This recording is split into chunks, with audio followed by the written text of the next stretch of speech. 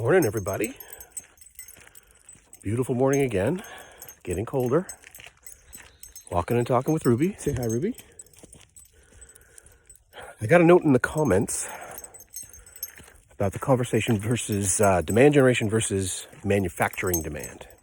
So I wanted to make a little quick video about that. So, manufacturing demand. That's sales, frankly. So manufacturing demand is different than demand generation because demand generation is about you and your brand. What are you doing? What's that sphere of influence that your business has? How does that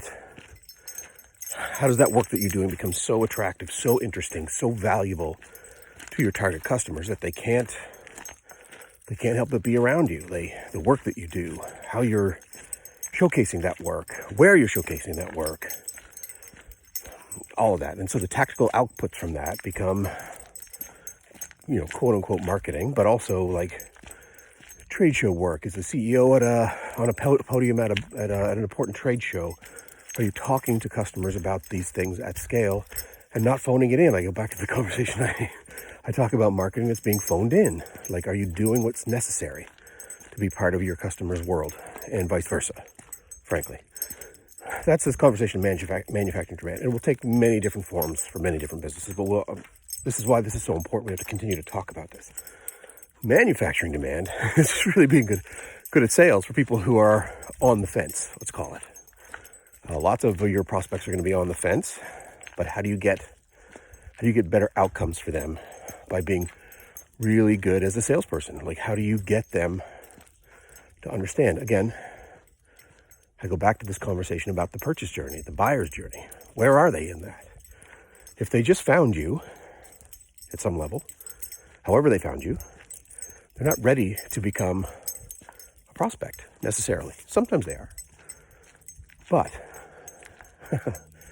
how many salespeople have you met on LinkedIn who've broken the cardinal rule of connecting with you or offering to connect with you? You connect with them, and literally the first 30 seconds of that relationship is, hey, could I borrow 15 minutes because I have a really important thing that I'd love to show you? Come on now. When I'm a full-blown prospect, then we can talk about that kind of stuff, right?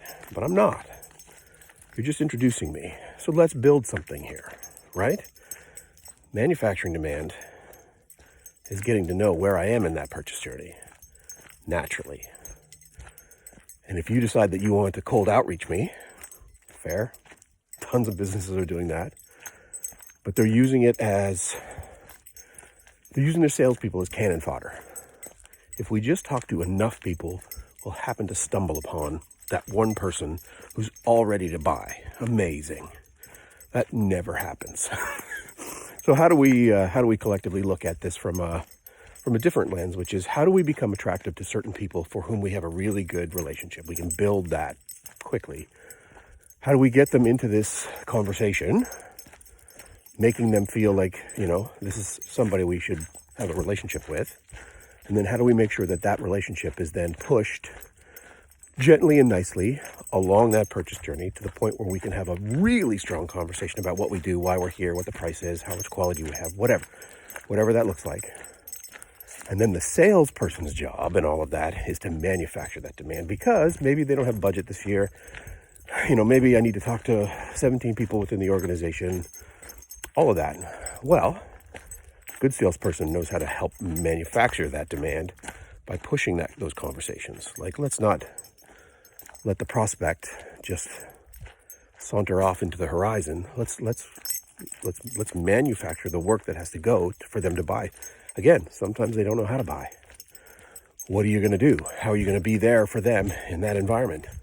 And so what that looks like for a salesperson's role is to really be that linchpin in the process, product, service to sale, right? That's manufacturing demand. That's really being good at what you do, right? Especially in 2023, where it's going to be so hard, so challenging, so confusing to so many people in terms of either how do I sell, or B, how do I buy? So fascinating. Again, I use that term too much, but fascinating. And then on the other side of that discussion is, wouldn't it be great if we could demand generate for our market so that they come to us when they're ready to be further along that pipeline because they're aware that we exist. They know we're here. They know what we do. They know how we do it. They know the things that we bring to the market. And then suddenly, Ruby, they're ready to buy our stuff. Maybe that shortens our sales cycle from 6 months to 6 weeks. Again, are you measuring that too? Like, these are all important angles. But again, demand generation is being so attractive to your buyer that they can't not help but fall in love with you. Manufacturing demand is just really being a smart, get after it salesperson. Hopefully that helps. Walking and Talking with Ruby.